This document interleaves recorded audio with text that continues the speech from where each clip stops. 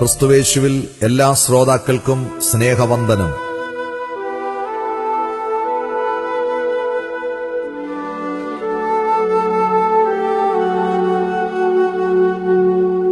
നമ്മുടെ ഇന്നത്തെ ധ്യാനത്തിനായി വിശുദ്ധ ലൂക്കോസ് എഴുതിയ സുവിശേഷം 7-ാം അധ്യായം 13-14 വാക്യങ്ങൾ വായിക്കുന്നു. അവളെ കണ്ടിട്ട് കർത്താവ് മനസ്സലിഞ്ഞ് അവളോട് കരയണ്ട എന്ന് പറഞ്ഞു. അവൻ അടുത്തു ചെന്ന് മഞ്ചത്തിൽ തൊട്ടു. ചുമക്കുന്നവർ നിന്നു. പ്രിയമുള്ളവരെ, ദൈവഭയം നഷ്ടപ്പെട്ട് മനുഷ്യഹൃദയം കഠിനമായിക്കൊണ്ടിരിക്കുന്ന ഒരു കാലയളവിലൂടെയാണ് നാം മുമ്പോട്ട് പോകുന്നത്. മറ്റുള്ളവരുടെ വേദനകളിലും യാതനകളിലും കഷ്ടങ്ങളിലും നഷ്ടങ്ങളിലും കർത്താവിന്റെ മനസ്സലിവ് കാട്ടുവാൻ ക്രൈസ്തവ സഹോദരങ്ങൾക്ക് കഴിയാറില്ല. കർത്താവിന്റെ ഇഹലോക ജീവിതത്തിൽ അവന്റെ മനസ്സലിവിൽ ആയിരങ്ങൾ അഭയം തേടി സൗഖ്യവും സമാധാനവും കണ്ടെത്തിയതായി തിരുവചനം പഠിപ്പിക്കുന്നു. ആ മനസ്സലിവിന്റെ അഗാധത നയിൻ പട്ടണത്തിന്റെ പടിവാതിലിൽ വെച്ച് ജീവിതത്തിൽ എല്ലാം നഷ്ടപ്പെട്ട ഒരു വിധവയ്ക്ക് രുചിച്ചറിയുവാൻ കഴിഞ്ഞു. കർത്താവും ശിഷ്യന്മാരും കഫർനഹൂമിൽ നിന്ന് നയിൻ പട്ടണത്തിന്റെ കവാടത്തിലെത്തിയപ്പോൾ ഒരു വിലാപയാത്ര പട്ടണ കവാടത്തിന് പുറത്തേക്ക് വരികയായിരുന്നു. തന്റെ ഓമനപുത്രനെ കുഴിമാടത്തിലേക്ക് അയക്കുവാൻ ആ മഞ്ചത്തിന്റെ പിന്നിലായി ജീവിതത്തിൽ എല്ലാം നഷ്ടപ്പെട്ട വിധവയായ അവന്റെ അമ്മ കണ്ണുനീരൊഴുക്കിക്കൊണ്ട് നടന്നിരുന്നു. ഭർത്താവ് നഷ്ടപ്പെട്ട ആ സാധു സ്ത്രീയുടെ ആലംബമായ ഏകജാതനായ മകനും നഷ്ടപ്പെട്ട ദുഃഖത്തിൽ എല്ലാ പ്രതീക്ഷകളും തകർന്നുടഞ്ഞ് ശവമഞ്ചത്തെ പിന്തുടർന്ന ആ അമ്മയുടെ കണ്ണുനീരിൽ കുതിർന്ന അവസ്ഥ കർത്താവ് കണ്ടു.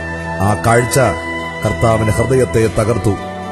തന്റെ മകനെ ഉയർപ്പിക്കണമെന്ന് ആ വിധവ കർത്താവിനോട് അപേക്ഷിച്ചില്ലെങ്കിലും കർത്താവ് അവളോട് കരയേണ്ട എന്ന് പറഞ്ഞിട്ട് മഞ്ചത്തിന്റെ അടുത്തേക്ക് നടന്നു ചെന്നു.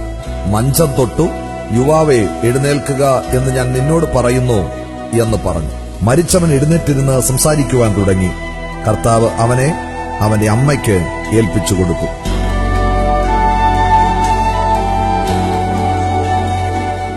സഹോദര സഹോദരി, ജീവിതത്തിൽ എല്ലാം നഷ്ടപ്പെട്ട ആ സാധു വിധവയെപ്പോലെ നഷ്ടബോധങ്ങളുടെ സങ്കടത്തോടെയാണോ നീ ഈ വാക്കുകൾ ശ്രദ്ധിക്കുന്നത്? നിന്റെ കണ്ണുനീർ കാണുന്ന മനസ്സലിവുള്ള കർത്താവ് നിന്റെ ചാരത്തുണ്ട് എന്ന് നീ ഓർക്കുമോ? ആരുപേക്ഷിച്ചിരുന്നാലും കർത്താവിന് നിന്നെ രക്ഷിക്കുവാൻ കഴിയുമെന്ന് നീ മനസ്സിലാക്കുമോ? ഇപ്പോൾ തന്നെ നിന്റെ ഭാരങ്ങൾ അവിടുത്തെ പാതാരബന്ധങ്ങളിൽ ഇറക്കി വയ്ക്കൂ. സ്നേഹസാഗരമായ കർത്താവ് നിന്റെ കണ്ണുനീർ തുടയ്ക്കും, നിന്നെ ആശ്വസിപ്പിക്കും.